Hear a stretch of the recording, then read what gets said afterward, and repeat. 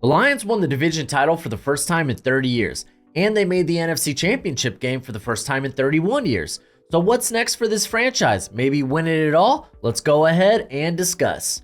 What's crack-a-lackin'? It's your boy Broshmo, just in case you did not know so, and welcome back to the Deep Dive series where I take a look at each and every NFL team and project how they're going to do in 2024. And we're now near the end of this series, and today I got the Detroit Lions. But before we talk about their 2024, let's reflect on 2023 because it was something. The Detroit Lions started the season with a boom as they beat the reigning champions in Burrowhead. I mean, sure, the Chiefs were missing Travis Kelce and Chris Jones, but still, this was a big way to start the year. And they took that momentum and then lost in overtime to the Seahawks. And mind you, the Seahawks were just blown out in week 1 by the Rams 30-13. Yeah, not ideal, but they would go on a 4-game winning streak after that, where 3 of those wins were against the most feared division in football. The NFC South, okay, maybe not so impressive, but still, to start the year 5-1 was huge for this fan base, was huge for this team. Unfortunately, things did come crashing down back to earth in a 38-6 loss to the Ravens. The secondary was just squishy. They'd be squishy all year, and Lamar took advantage of that. They rebounded pretty well with a 3-game winning streak, but none of those wins were really impressive. The secondary was still rough, and the Jonah Jackson injury was actually a bigger effect on the offensive line than I expected. The pass protection was really so-so, and Jared Goff was making mistakes under pressure. All this would show up in a loss to the Packers on Thanksgiving, and then the following week, they would beat the Saints, but that was only after giving up a 21-0 lead. They would get whooped by the Bears, and the Lions would then take their frustrations out on the Broncos in Week 15 in a 42-17 win. The offensive line was finally at full strength, and they ended the year with 2 wins over the Vikings and honestly what should have been a win over the Cowboys. They finished the season 12-5 and went into the playoffs as the 3 seed. The Lions would eke out victories over the Rams and the Bucks before heading to Santa Clara to take on the San Francisco 49ers in the NFC Championship game. They would lead the Niners 24-7 heading into halftime, for it all to just fall apart in the second half. They didn't score again until there was 56 seconds left. They wouldn't even get the onside kick, and they would lose the game 34-31.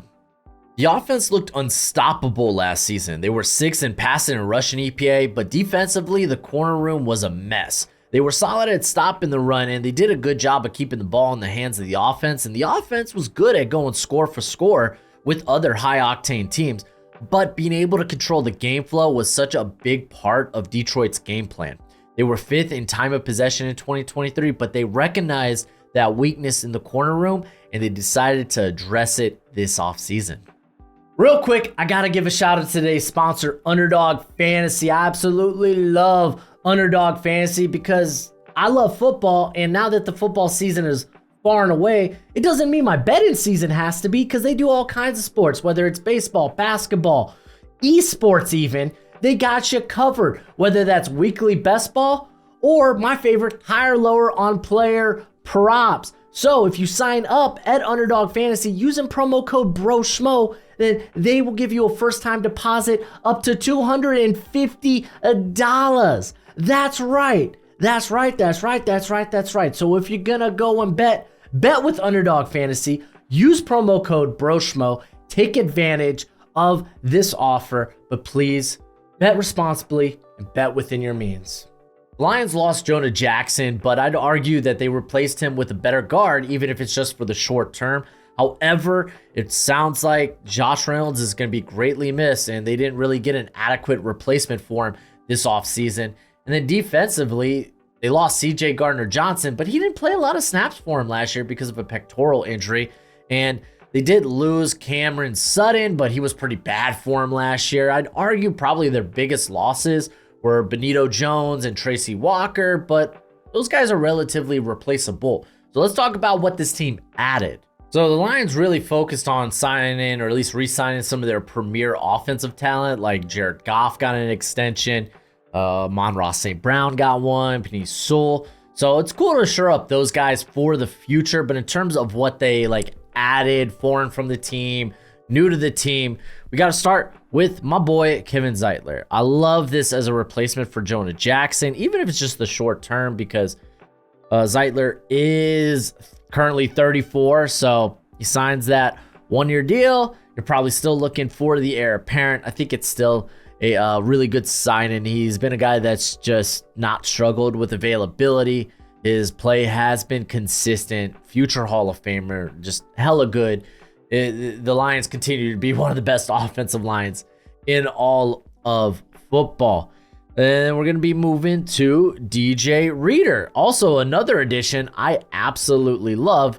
However, with him, availability isn't always good, like especially past like 4 years. He hasn't played over 590 snaps in any given season the last 4 years. Just he's been a guy that's just struggled staying healthy, but when on the field, exceptionally good. So he's going to be a part of that rotation, and even if you get 500 snaps out of him, you're feeling hella good that you could finally get some pressure on that interior, or at least along that defensive line in general, because it's really just Aiden Hutchinson and Aleem McNeil, and they just haven't been able to get good production, good pressure from anyone else. And on top of that, Reader, really good run stuffer, very solid, big boy at 6'3", 335 pounds. So you just love that addition. He signs a 2-year deal, so he'll be around for a couple of years. You like that. You like that quite a bit. And I'd argue those are probably their biggest sign-ins. We could talk about the trade to acquire Carlton Davis. And Carlton Davis could be a good addition for the squad. It's just with Carlton Davis, man, he's like one of 3 extremes. He's either really good, playing shut down, or he's really bad, blowing coverages, getting toasted, or he's really hurt, missing time, which was the case last season. So it's like, okay, this corner room was not ideal last season. You're adding a very volatile player, and I get it, corner is a very volatile position, but you're adding a guy with a lot of variety of outcomes, with them not always being positive. So when I saw that trade, I was like, okay, you get a veteran in there. That's nice. He's at least a quality enough of a starting corner, but they're probably going to want to address this during the draft, which we will talk about because they certainly did. They brought back, I didn't mention them bringing back Glasgow, which that's great. He's a very versatile part of that defensive interior. Love the move. Very solid. They also brought back some other guys like Donovan Peoples-Jones, Donovan Knight. They did sign Marcus Davenport there on the edge, so really trying to get some pass rush. Marcus Davenport went on the field really good. The thing is, man, this guy has struggled with health his whole career. Last year, he ended up only playing like 4 games, missed most of the year with an ankle injury. So you're banking on the talent and his ability to stay healthy.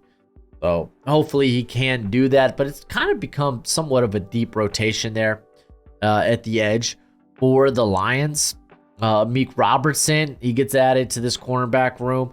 He's got inside-outside versatility. He is smaller, like 5'9", and whatnot, but he's got that dog in him. So like he can compete on the outside, but right now it sounds like he's going to be playing the slot for the Lions. Which, I mean, when we get to the defense, I got some things to say about that.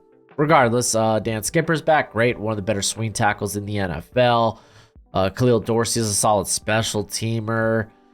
They brought in Kendall Vildor, which he's going to be cornerback depth.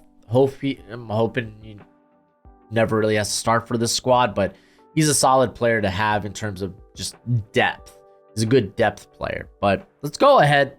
Let's talk about what this squad did in the draft. So Detroit swapped picks with Dallas to move up after they saw this cornerback class starting to fall. And they end up getting Terrion Arnold, which I like quite a bit. This was a team that dipped a bit more into zone, though they did still play a lot of man, but you saw a lot of quarter match.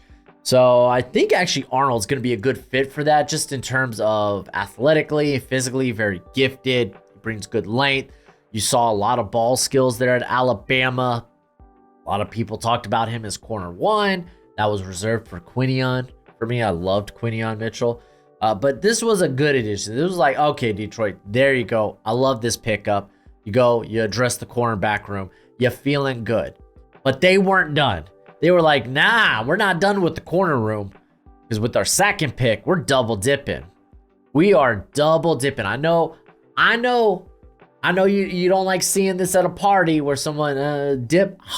Oh, they're going back in with the same side they bit off. But in this case, I think it's a good thing, as they got Ennis Rakestraw Jr., someone who had a lot of the concerns with him was maybe lack of ball production, maybe not ideal lawn speed, but he was pretty shut down at Mizzou the last couple of years. Did a solid job there, and very good at I would say coming up and playing the run, and he kind of felt more like a zone corner. So I do think, and I'll talk about this when we get to Aaron Glenn and what he may do, because like I said, this team dipped more into zone, but there were a lot of matching concepts, and I think that's fine. That'll work to Rakestraw's strengths, but he's probably going to start off on the bench, maybe coming in as like that fourth corner, whether it's in the slot or on the outside, someone that they're going to develop.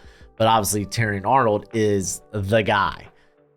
And then in round 4, they end up getting Giovanni Manu out of British Columbia. And I was like, this is the first pick that I was like, dude's a project. Like, I get it. If he hits, he's probably going to hit big, because he is not just athletically gifted, but he's physically gifted. 6'7", 352 pounds, stupid length. But yeah, you got to iron a lot of stuff out of his game. He is a project. And I get it, man. It's day 3.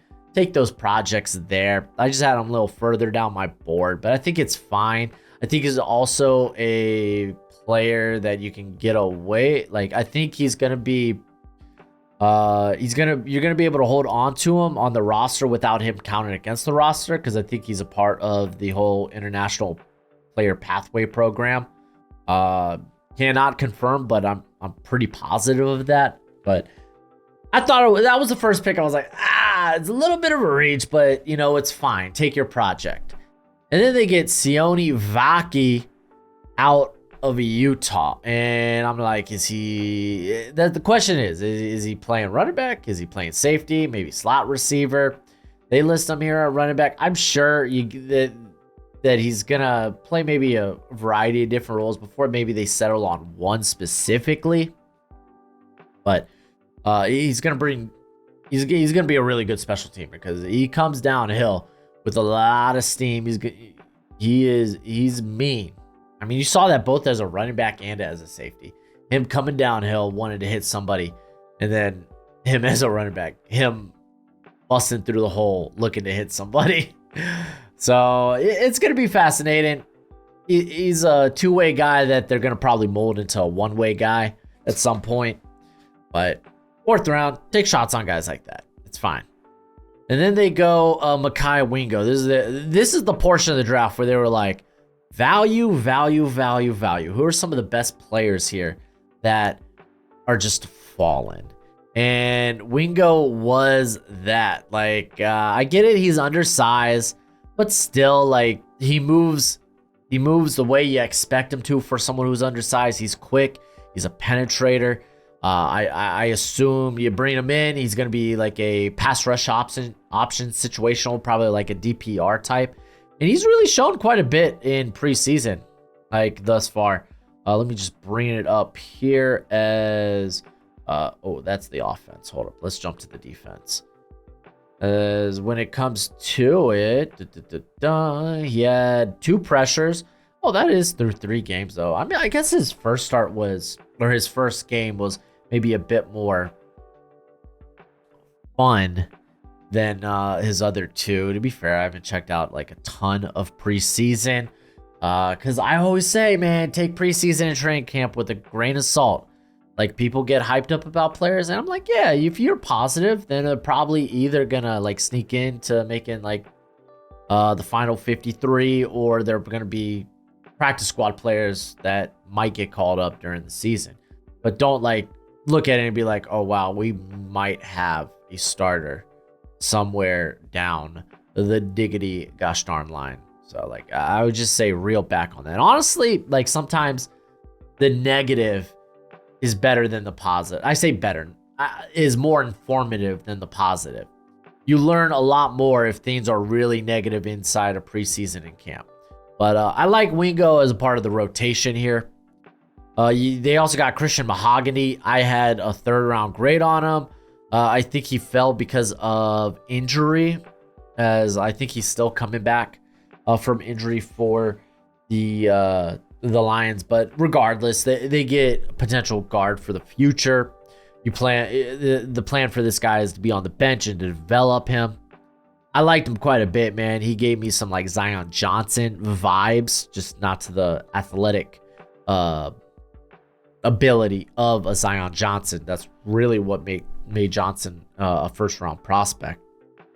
But I liked Mahogany, man. He has some really good reps on tape. So I like him as potentially maybe more than just, oh, this is maybe a high-end backup. I like him as maybe a future potential starter. Just keep in mind, Zeitler, 1-year deal. So we shall see. But let's just go into it and talk about the coaching staff. We're going into the 4th year of Dan Campbell, and I loved the sign-in right off the bat. Because just from that opening press conference, you knew this was going to be a culture shock.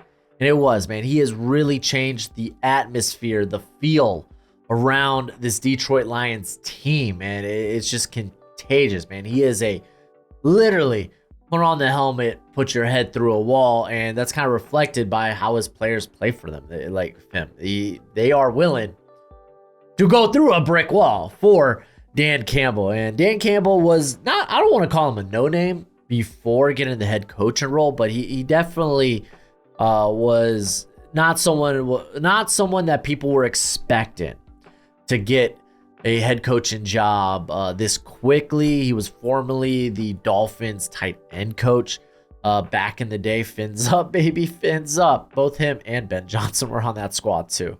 Really makes me sad. That's why, I mean, Dan Campbell, that part of that was, well, him and Ben Johnson coached together, so he brings Ben Johnson with him, and eventually Ben Johnson goes from like tight ends coach for Detroit to the passing game coordinator to offensive coordinator, and now he's like, oh, when's this guy gonna seek that head coaching job? Because he's probably the best offensive coordinator in the NFL, or at least he should be up there. But prior to Campbell becoming the head coach for the Lions, he was a assistant head coach and tight ends coach for the New Orleans Saints. Typically, you slap on that assistant or associate head coach role for guys that you're hoping to keep with that title, but in this case, didn't happen. Ben Johnson has been a revelation for this offense. He has been phenomenal. He just the way his play calling is just amazing. He runs a bit of this just like a modern pro style offense, but it's a very diverse running scheme with a lot of like spacing concepts. Get his receivers just kind of out in space, find those squishy parts in the defense in zone coverage, sit on those routes, allow Jared Goff to make those reads. Because, I mean, keep in mind, like Jared Goff, when he was coming out of college, air raid system quarterback, he knows how to work with spacing. That's the air raid offense. Spacing. And I mean, to be fair, that's why like Goff, he struggled a bit more against man coverage last season. So yeah, you kind of know the flaws, you know the weaknesses, and you try to deviate that by, okay, if they're running man, then we're just gonna run this sucker. Just gonna hand the ball off, because as their corners are turning into run with our wide receivers, the running back's already 4, 5, 6 yards down the field. So it just allows a little extra spacing. Gets those guys off of the line of scrimmage. A lot of play action in this offense. Again, man, I just love the route concepts in this offense, especially in the red zone. It's one of the more consistent. This is one of the more consistent teams in the red zone, and that's with being one of the more risk-taking teams when it comes to fourth down. And I mean, we could talk about the risk-taking. I mean, you look at that Cowboys-Lions game. There it was. But Ben Johnson's going to be fascinating to see when he does decide to step into the head coaching ranks. And then Aaron Glenn. Aaron Glenn's a little fascinating here because it's really been a bumpy ride with him as the DC. If you're unfamiliar with him, he was formerly the Saints DB coach. Prior to that, he played 15 years in the league, part of that being with the Saints. And you can see the influences on him while both as a player and as a positions coach, where it's like you get that aggressive blitzing, putting pressure on the quarterback, Greg Williams, but also a little bit of that Vic Fangio. Like when he started opting for more zone, you saw a bit of that, the quarter coverage, like what's made Vic Fangio so famous, why it's become like it was such a hot system to run during the early years of like the Mahomes. Like, how are we going to slow this team downfield? Well, we're going to bend and don't break. And now you've seen quarterbacks opt to take more of the short to intermediate options, and that's kind of how the run game's kind of been, I don't want to say replaced, supplemented with like the quick passing game, RPOs and such. So like it's fascinating just how the NFL evolves in general. So what are we going to see? I think last year he knew he didn't have the horses to run truly what he wanted to.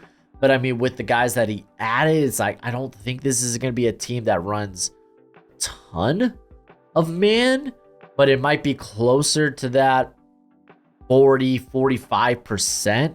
I think last year was like down to 30%, where like, they were running a lot of like quarters match and whatnot. I think they're going to remain blitz heavy. Again, like when it came to pressure, this team was, well, Aiden Hutchinson. Like if you want to go let's take a gander at last season.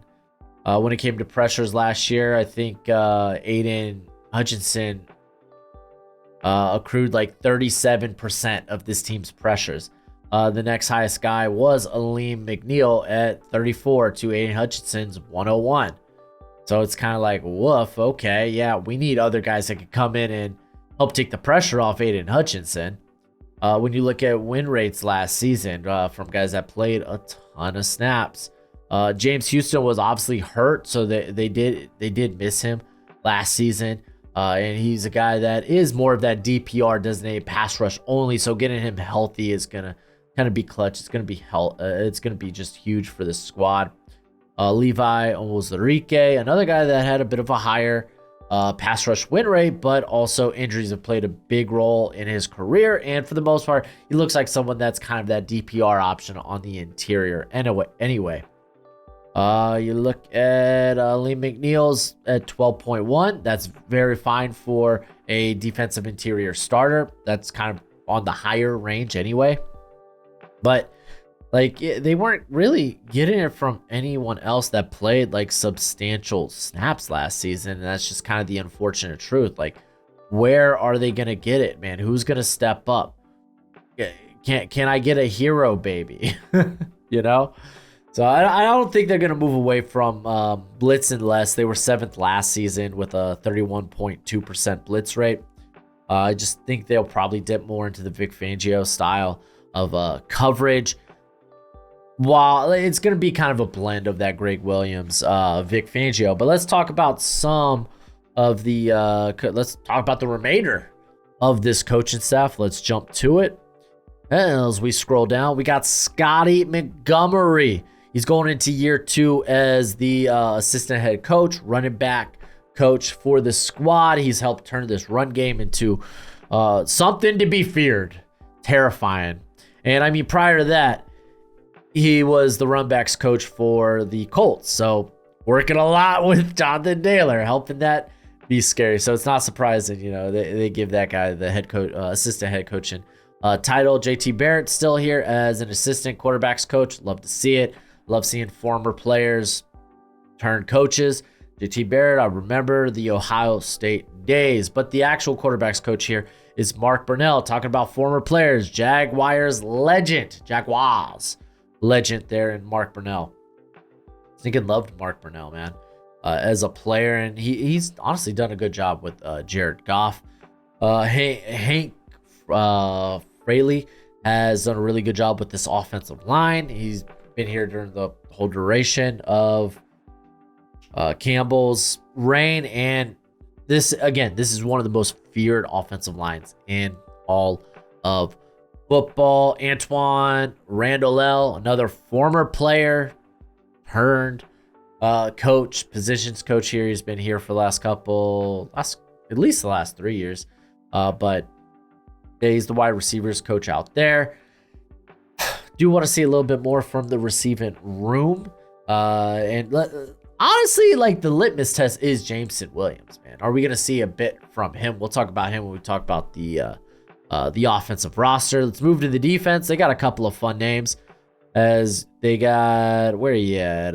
Well, for one, Sean Dion Hamilton, former player, assistant linebackers coach with Kelvin Shepard, former player, linebackers coach here. I forgot where he was linebackers coach prior, because he had to stop. Part of me wants to say Tampa Bay, but I feel like he played with Tampa Bay. Let's just go ahead. Let's look this sucker up. Where were you at prior to Detroit? Was it even in the NFL? It was the LSU program. Okay, that makes a little bit more sense. Cool. Regardless, where are you at? Terrell Williams. This is who I want to talk about. Freaking Terrell Williams. He was the defensive line coach for the Tennessee Titans for quite a while. Mike Vrabel's gone. He's gone. He was actually one of the coaches at the Senior Bowl last couple of years. But man, dude's a personality, man. Like, hearing him talk to the players of the Senior Bowl was just like freaking huge, especially after like what happened with why am I forgetting his name, dude? Oh, LSU nose tackle ripped off Christian Haynes' helmet. I'm blanking on his name, but how he talked to him after, I was just like, man, it's hard not to love Terrell Williams. And I mean, to look at the work he's done with Tennessee's offensive line, man, like guys like Jeffrey Simmons, even Tierra Tart, who, yeah, I know things haven't really like worked out recently for Tart, but part of that is just kind of like falling out of favor, injury and whatnot. But though early on in his rookie deal, you were like, oh man, they got something here, yo, watch out. You also got Deshae Townsend, former Pittsburgh cornerback, maybe hoping to come in here and get this cornerback room in shape. Where's he been actually last couple of years? I want to see his coaching. Okay, he was with the Jags, and honestly, not bad. Oh man, okay. Let's do some big brain stuff here. I'm trying to think, who was the Jags DC prior to? Well, okay, yeah. Who was it prior to? Because now they got my boy Nielsen there, who's a very press system in general, heavy when it comes to his coverage. Prior to that, let's go Jacksonville Jaguars defensive coordinators year by year. Ryan Nielsen. Who was it prior to Ryan Nielsen? I want to know who was it prior to Ryan Nielsen. Here we go. Was it Mike Caldwell? Oof. And Caldwell's like, he's a seasoned coach, I'll say that. So I don't know, maybe they do lean into the zone. I don't know, it'll be fascinating nonetheless. Again, that's just me looking at Townsend and where he's come from, and maybe does he take a little bit from his prior coaching staffs that he has worked under. But it's a fun group, man. It's a hella fun group. I think there's a lot of good coaches here. Again, big fan of Burnell. I loved Randall Ellen in the NFL. Fraley's really good. You got, again, Terrell Williams, one of my favorite coaches, again, in the NFL. But let's go ahead. Let's talk about the offense. As per usual, you will see my grades for each position group over here. Let's start at quarterback. I feel like people are going to look at a B- for the quarterback position group. Keep in mind, I take backups into consideration, but the starter is going to hold most weight. Jared Goff, I got him at a B-. I do think he's like a top 12, top 15 quarterback in the league. I'm hesitant to put him in that top 10 just because I don't think he's a guy that just can do it on his own. I mean, he's got a great offensive line. He's got some legitimate playmakers there. He's got an offense really catered to him that takes advantage of what he was good at back at Cal and relies on just him being a good decision maker. And he was a great decision maker last year. I mean, it was his turnover worthy play rate was, well, some of the best in the NFL. And honestly, when, like, if you look at the bad games he had, like, people will look at the interception games, like with what was it, the Chicago game, Chicago games, I should say. And interceptions don't necessarily tell all the story, just because you could have bad interceptions, you could have interceptions that aren't your fault. That's why I lean more on turnover worthy throw rate, just because, I mean, those are bad throws. Just because it doesn't necessarily end in a negative play, a turnover, and maybe in some cases it turns into being a positive play for you, like, that's a better indicator of decision making than rather just looking at it like, oh, well, look at their touchdown interception ratio. Like, I had this talk in the Houston Texans video as people lost their collective mind. But Goff's solid. I would like to see a little bit more like downfield throws. Like, close to 400 of his attempts last year came on passes 9 yards or less. And I really would love to see this offense take advantage of a vertical downfield speedster, a little redundant, speedster like Jameson Williams a bit more. And I know that's not all on the coaching staff. Like, it's like, okay, well, I mean, this guy's going to have to eventually put himself in position. He's going to have to be someone who can rely play to play. And to be real, like, he's someone over the past year and a half, like, sounds like, or last year, he has the trust of the coaching staff. He has the trust of the players, as like, yeah, no, he's a guy that was like, hey, I want to see the field more.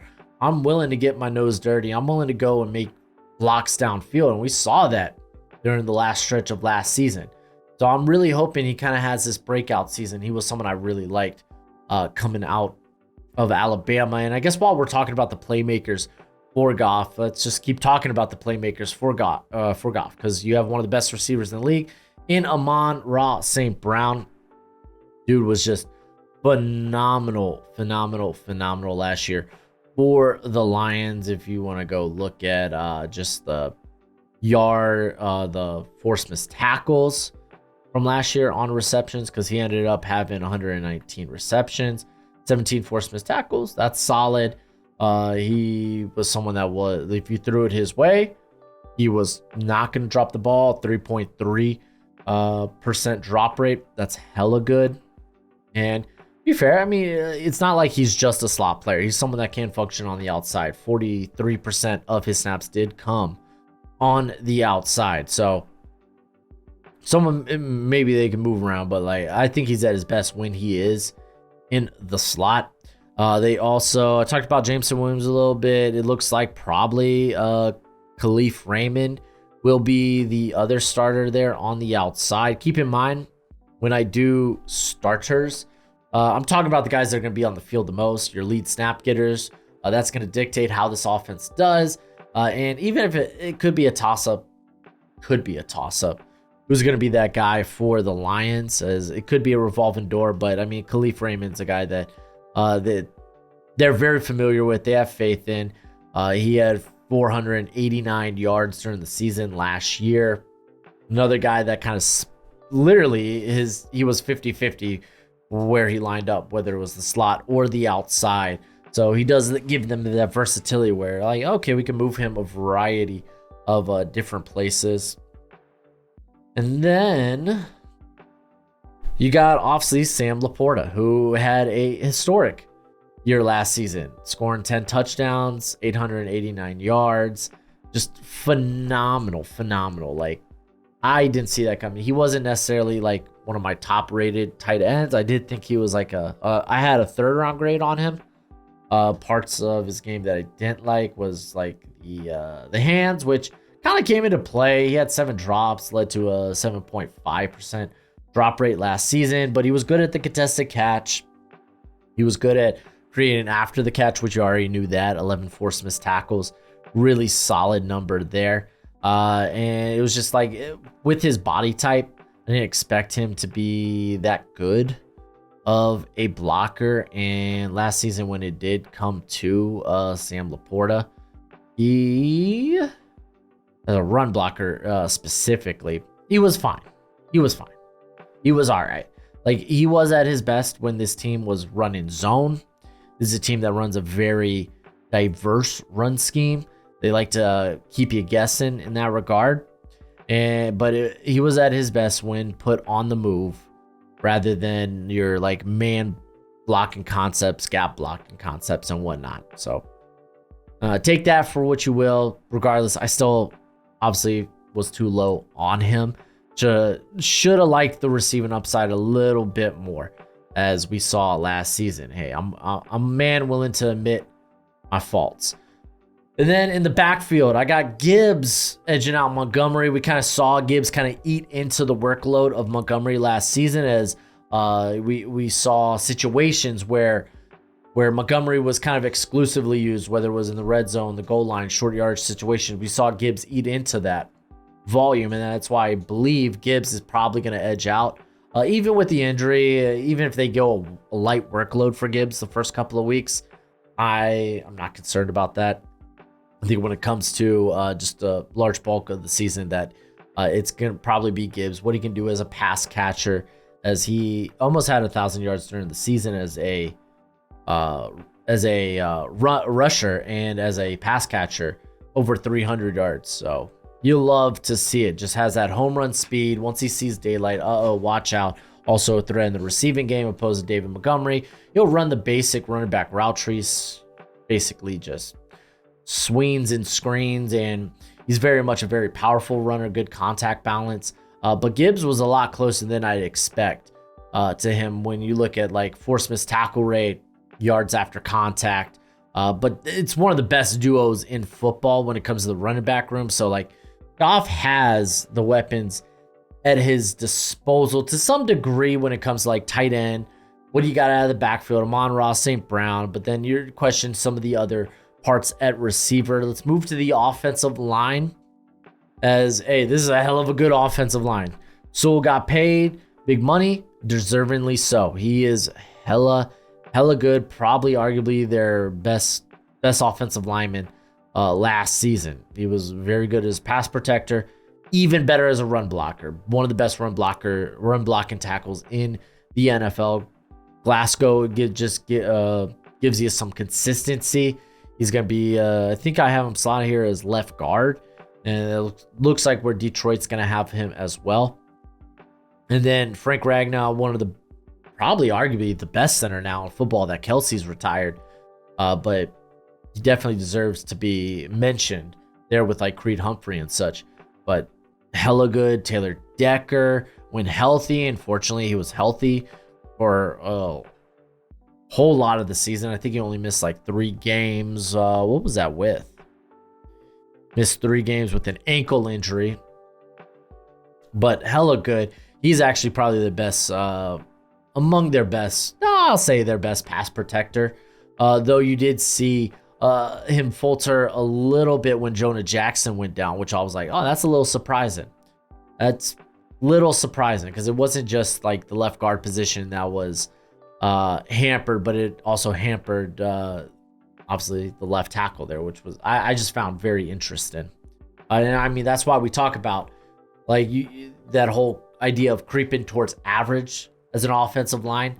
Like if you have one weak link on the offensive line, then that could literally not necessarily sink, but that can really weigh down your offensive line. And that's why you want capable starters at the very least at all 5 positions. They get that in Kevin Zeitler. I talked a little bit about him in terms of coming in from Baltimore, a guy that has a lot of expertise in a variety of run schemes, run systems. So like, yeah, this is one of the most scary and dangerous offensive lines in football. That's why the grades are so freaking high for this team. Let's go ahead. Let's move to the rest of the roster. Let's just continue with the offensive line as Dan Skipper, one of the better swing tackle options, the infamous ineligible man in that Cowboys game, but he's fine. He's solid. Then you got the other tackle position. They got Colby Sorsdale, and I talked about Giovanni Manu. Kind of hoping, at least with the physical tools and athletic tools of Manu, he might be the heir apparent to Taylor Decker again. That's assuming maybe that heir apparent's on the roster, but Sorsdale kind of has a bid last year.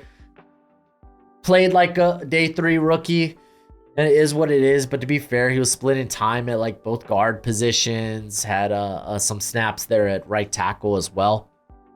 And then you got Osika, probably butchered that, is what it is, but he's probably one of the better run blocking backups in the NFL. He was fairly solid for them in that regard. It was just, you're going to take a hit in pass protection if he has to come in and play. Unfamiliar with Michael Neese at center, but I am familiar with the UDFAs as they got Kingsley Igukum out of Florida and Brian Hudson, who I really liked coming out of Louisville. I had a 5th round grade on him. He's a former track and field star athlete who brought a lot of athleticism, and I honestly think he's outplayed Igukum in the preseason. Again, from the limited sample size we've seen of both, but I just think Kingsley's kind of like, yeah, he looks like a practice squad guy, while Hudson, I'm like, I think he can maybe start a game or two, and I'm not mad at it. But again, I'm saying I'm very unfamiliar with Michael Neese, so Hudson probably ends up on the practice squad because of that. You got Duke Clemens, who was out of not Clemson, UCLA, I believe, who's another guy that's like, yeah, he's a good run blocker, but the pass protection is, you're going to take a hit. Maybe you could develop him in that regard. He's probably, for the most part, a practice squad body. Jamarco Jones, yeah, he's still around the NFL. That's kind of cool. That's kind of funny, but kind of is what it is. I talked about Christian Mahogany and kind of hoping he's maybe their future starter there at right guard. And I mean, technically left guard, like how old is Glasgow? We got Graham. I feel like he's at that 30, if not maybe like 32. Yeah, 32. There it is. Let's jump to the playmaker position, mainly wide receiver, because outside of amon-ra St. Brown, this whole wide receiver room is a complete question mark. And like, I feel like Raymond's kind of the safe bet here because like Donovan Peoples-Jones, they traded for him prior to the trade deadline last season. Hometown boy out of Michigan, more of this big body, 50-50 ball type of guy. Unfamiliar with Caden Davis. I feel like Isaiah Williams as a UDFA makes this roster just because of how not great the wide receiver core is. But even then, he kind of feels pigeonholed in the slot because of his size. And then even behind like those guys, there's really nothing of note. Maurice Fountain, he's kind of bounced around the league as a camp body, practice squad player. Tom Kennedy is kind of in that same regard. You got Jalen Calhoun, who's probably just here as like potential special teamer out of Duke there, really good at after the catch, or it's like a forced missed tackle guy.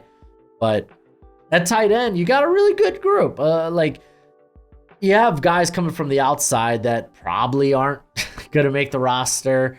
They aren't going to make the practice squad, like Sean McCone. You got Parker. I think it's Heath, who was like an Arthur Smith, a big Arthur Smith guy. it's just those guys aren't going to make the roster. They love James Mitchell, even if he's only seeing like 150 snaps a year. He's got that Dan Campbell dog in him, and that's what I loved about him coming out of Virginia Tech. Shane Z, a bit of a situational player, but one that's produced in the past for him. And then Brock Wright, they extended him this offseason. Obviously, they value him, so it's a good tight end room. It's a good running back room, just with Gibbs and Montgomery, but Craig Reynolds has been someone who's played well for them in the past. He got Sione Vaki, who they're listing here as a running back. I'm kind of intrigued because like they have actually some players I like as like committee backs in like Zonovan Knight, who I think actually, despite like the minimal time he was there last year, it was all right. If you look, yeah, I mean, he only got 3 snaps last year, but someone I like with at least his size, not necessarily breakaway speed, but like long speed's all right. Jake Funk was kind of this fun, like human joystick out of Maryland. Feels like many moons ago.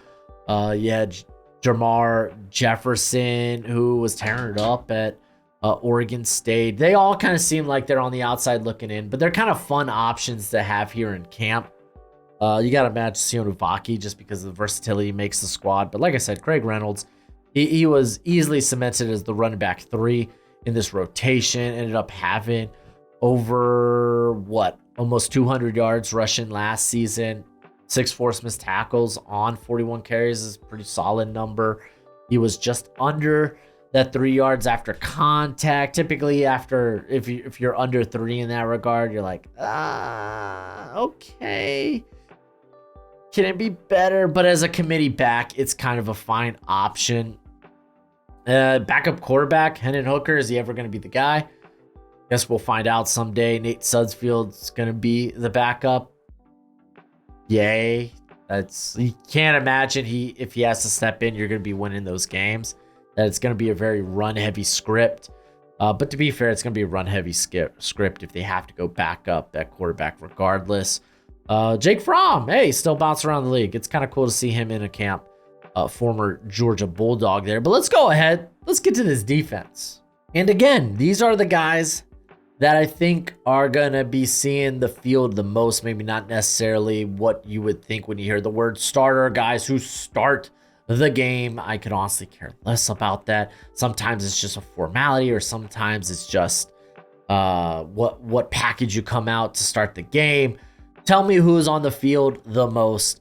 And this team, I think, defensively did a good job of hitting the areas that they struggled most at, even if it's unproven or that there's significant question marks. Because again, like, you got guys like Davenport and Reader, you're hoping to improve the pass rush, but they also have an extensive injury history.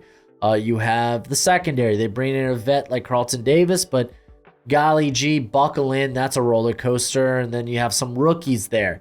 Robertson, he's got that dog in him, but again, probably not one of the more high-end starting caliber players, maybe more of a depth guy. But again, got that dog in him. I like how he plays the game. But let's start with the pass rush. I do think it's going to be improved. If Davenport can stay healthy, that's the thing, man. If he can stay healthy. I mean, you go to his final 2 years in New Orleans where he had 10 sacks, over close to 80 pressures between those 2 years. But it's like he's only played over 500 snaps in one season throughout his career. So it's like you really worry about the health. You got DJ Reader, a guy who's over the last 4 seasons, he's only gotten over 500 snaps twice.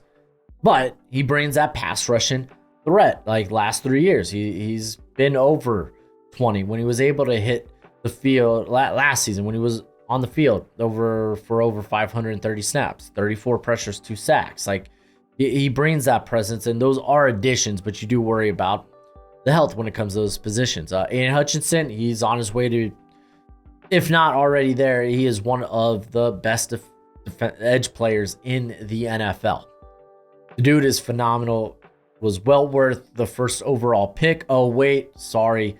That was Trayvon Walker. Detroit, you lucked out. You got a hell of a good player in him. Liam McNeil, which I love the addition of DJ Reader because Liam McNeil is a guy that they've had shed weight, so he could play more of that 3-tech role, kind of be a penetrator. And honestly, I think that's probably where he's works out best. And you bring in DJ Reader to kind of be that nose or that space eater on the interior. So like, if healthy, this is going to be a fun offensive line, and we could get to the depth of, I said offensive line, defensive line, but let's get to the depth. You got John Kaminsky, more of a run defender. They really like him there in that regard, and he does a good job at that, but he's not bringing the pass rush. You got also Josh Pascal, who's honestly more akin to John Kaminsky. He really hasn't shown out thus far in his career, and at this point, I don't expect him to anyway. Last season ended up playing all of 400 snaps, 13 pressures, 1 sack. So yeah, but hey, they get a freaking healthy James Houston, who really excelled as a DPR option. So I think the rotation you're going to see there is Kaminsky, Davenport, Houston. And if Houston could stay healthy, like it's gonna be good. It's gonna be huge. You go to the interior. You got Ozarike, another guy who's just struggled to stay healthy. You look at last year for him, it was the spinal fusion. So you begin to wonder if he'll ever be the guy that you thought he was coming out of Washington. And I mean, I guess Broderick Martin, they're expecting him to take up a bigger role than what he was last year. I mean, this was a team that really liked Benito Jones and guys like Isaiah Bugg. And for the most part, I think Reader is going to be the Benito role. And you're going to have Broderick Martin kind of be that guy to come in that role when when Reader comes off the field, while Mekhi Wingo probably be more of a DPR option there. Kyle Peko been around the league for a minute. It's just kind of a body. Unfamiliar with the other guys like Pat O'Connor, Chris Smith, David Bada, who I just know was with Washington. I don't think you've seen much playing time outside of that. I will say Matthew Betts, it's kind of been a breakout in the preseason. Him and Nate Lynn, but Nate Lynn had a season-ending injury, so unfortunately we won't see him this season. So that just sucks big time.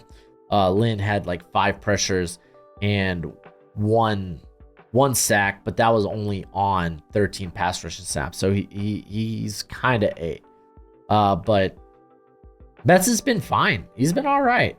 Probably more of a practice squad player though. Mitchell Good, I got to bring him up. Former Miami Hurricane, UCLA Bruin as well, but again, more of a camp body. So like, there's names here on the defensive line. There's probably a plan in place. I could definitely see with how this team will try to go about it. And if healthy, guys like Davenport or Reader should really pay off.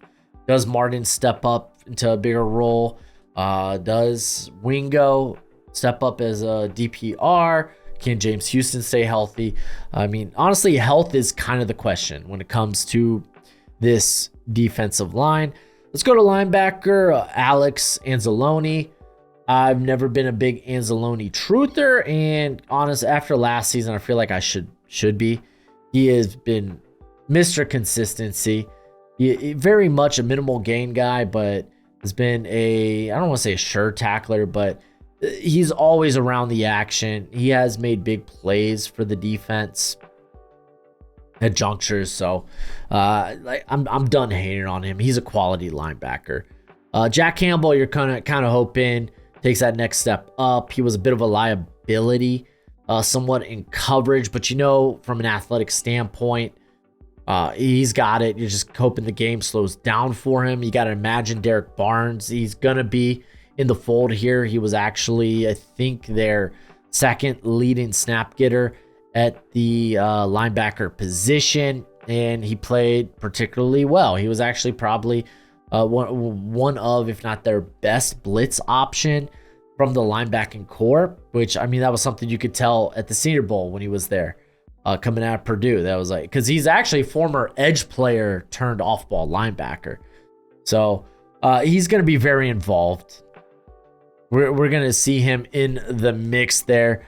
Looking at the rest of the depth when it comes to the linebacking room, Malcolm Rodriguez split a little bit of time at fullback last season. Jalen Reeves may have been more of a special teamer. Ben Nyman was someone I thought could break out a couple of years ago with the Chargers. Ends up being a guy that they let go and really just a special teamer at this point. Ty Summers had, I know he was with Packers. Part of me wants to say he was with the Niners for a point and was like, okay, but I feel like I'm getting that confused with Oren Burks.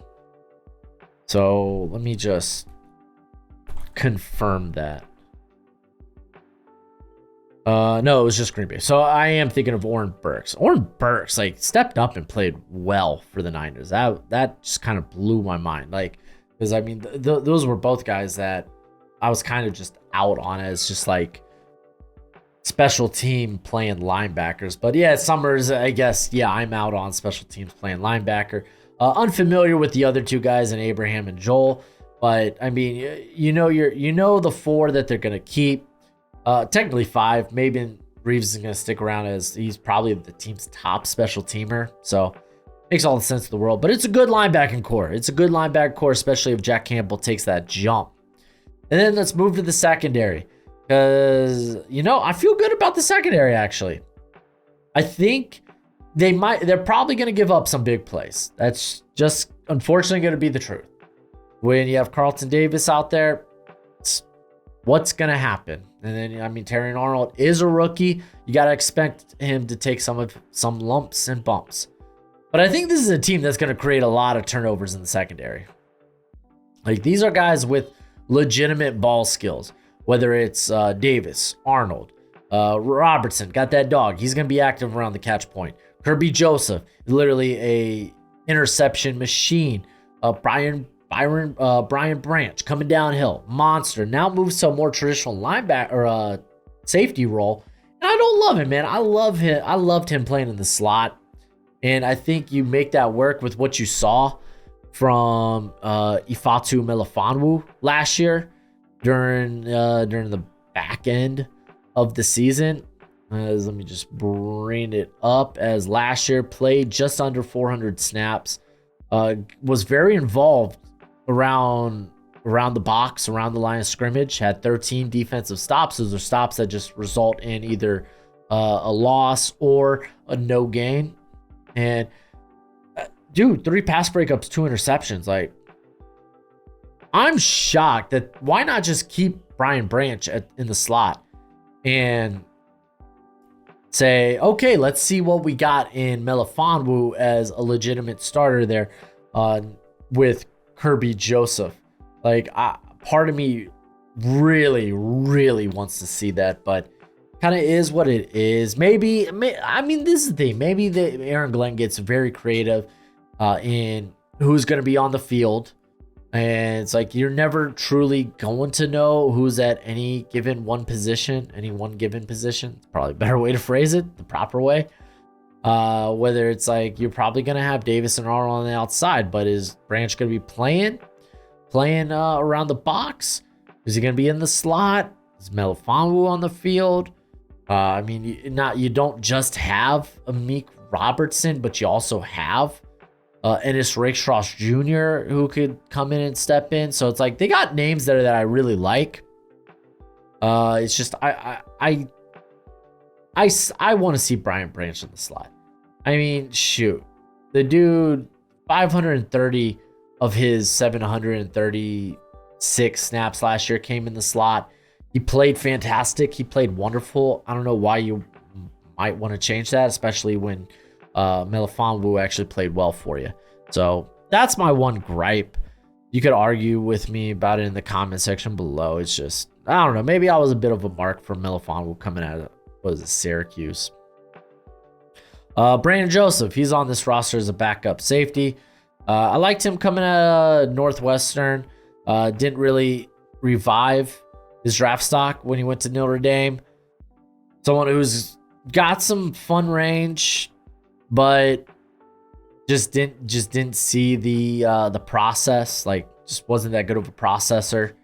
His final years, you saw some conservative play from him. His final year hasn't really taken the field much since entering the NFL. Vildor is a good backup. Khalil Dorsey's a good special teamer. You got Sane Bassi, who's more of a slot player, but I mean, he probably doesn't make the roster. Same with Javelin Guidry. These are both undersized players that are basically, I would say, pigeonholed into the slot, or at least they should be. But they're not making the roster. Rashad Wildgoose, it was very raw coming out of Wisconsin many years ago.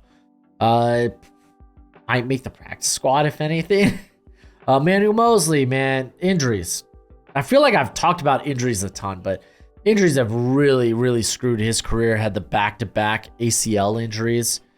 You just hate to see it for him. You got Steven Gilmore, who's thin, coming out of Marshall, but I honestly thought maybe he makes a move to safety, but kind of is what it is. He's got a little bit of dog in him.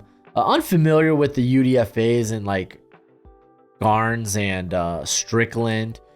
I couldn't tell you much about him. CJ Moore's more of a depth player at this juncture. That offers some special team value, but like, while the secondary, it's like, it's got questions. I think for the yards, it'll probably give up in terms of they're gonna blow some coverages. I think they'll make up for it by the ability for them to be able to turn the ball over, to create those turnovers, to get interceptions, because they got guys with very good ball skills on the defense. Big fan of the defense, even with the injury question marks, and maybe not necessarily replacing like the corner position with a more reliable veteran, taking these shots on rookies that are probably going to have a bit of a learning curve when entering the NFL. I think it's trending in the right direction, if I'm going to be honest. Defensive line, you're kind of hoping to develop some of those guys. Like Reader, well, Davenport's on a 1 year, but Reader's on a 2 year. You can't imagine those guys are the future. But again, we're talking about 2024, and if they could stay healthy, they're going to produce. But speaking of 2024, let's just go ahead, get to our predictions. So last season, the Lions had the 12th easiest schedule, so more middle of the road. And to be frank, this season, it's as middle of the road as it gets, as I have them having the 16th easiest or hardest schedule, however you want to look at it. So it's going to be very similar to last season's, but let's talk about the ceiling of this team and go through the game by game. They'll open the year against the Los Angeles Rams, and I think that could be a victory right there. I think there's a good chance they split with the Bucks. I mean, hey, we gotta talk about how close that the Bucks games were last season, near the end of the season at the very least, because I mean, it's not like Tampa Bay was the same team they were at the beginning of the year as we got to the playoffs, and that game essentially came down to the wire. I mean, still for the most part, Detroit controlled it, but the Bucks had a chance at winning that game. Again, we're looking at the ceiling. I'll give them the win there. Cardinals, I think, should be a victory. That defense is putrid. And then you have the Seahawks, which they could go either way, but it's a home game. I'm going to give it to the Lions. So you're starting out 4-4 going into your bye. You get a very early bye. And then you take on the Cowboys. The Cowboys you lost to last year, and we're projecting the ceiling. I project a revenge game. You're coming off your bye. I don't care if it's in Dallas. We saw how much the Packers cared about playing in AT&T Stadium last year in the playoffs. When it comes to the Vikings, I could see a sweep here. Vikings, bit of a rebuild right now. Titans, I think Titans will be a tougher team than you anticipate, than you expect. But they are the better team. So, I mean, we're starting the year 7-0 with the Detroit Lions. If we're projecting the ceiling, that's kind of nuts. That's kind of crazy. I think you make the case here that they split with the Packers, and Packers win in Lambeau. So we're going to go with the split. We're going to give each team a home victory in that regard. This one's going to be tough. You got Houston coming off a mini bye, basically a extended week, and it's at home. If they're going to lose one, I imagine they lose one between the Texans and the Colts. It's kind of like pick your poison there. I think since Texans fans have kind of pissed me off, not really. I kid. But the least liked video on my channel is that Houston Texans deep dive. It's kind of wild. And it's like the least liked by like 20%. It's nuts. So I'm going to give the Lions the win, and I'm going to say the Lions lose to the Colts in this case. You're going to get the Jags, but you get them in Motor City. Let's give them a win there. Bears, I say that's probably going to be a split as well. Again, big fan of Caleb Williams, and honestly, Jared Goff's like worst games, at least when it came to turnovers. He had 5 interceptions between the 2 games last year. So I think it's fair to say Lions probably pick up the home win, but Chicago will win at Soldier. I am giving the teams the home wins here in the Packers game. Buffalo Bills, you get it at home. We're going to project the ceiling. Let's give them a tough win here and say they lose in Santa Clara to the Niners later on in the Sketty. I already gave the Bears their win against the Lions their win against the Bears, and like I said, let's have them sweep in the Vikings, which would put them at 13 wins. And remember, in the NFL, it's tough to win 13 in general. Like the last 3 years, we've had 9 teams win 13 or more games, with kind of an outlier year happening in 2022 where 6 teams won. So typically you're maybe getting 2 or 3 teams winning 13 or more games a year. And the Lions very much should be in that conversation, as my projection's actually not that far off, as I got them at 12-5. This is going to be a very good team. I think the Packers are going to make a case for winning, like potentially winning the NFC North. And I think it's going to be a dogfight between those 2 teams, because I think you look at their rosters and the high-end talent, pretty solid, and the depth is pretty good too. But I kind of lean with the Lions. I kind of lean with the Lions. It's I think it's fair. You could go either way, but let me know what you think in the comment section below. If you want to check out more of these deep dive videos, like, I don't know, check out your division rival Packers right here, or you could also check out some of my summer deep dive series into the 2025 NFL draft class, maybe wide receiver. Ooh. But as always, until next time, you be easy, my friends. Later.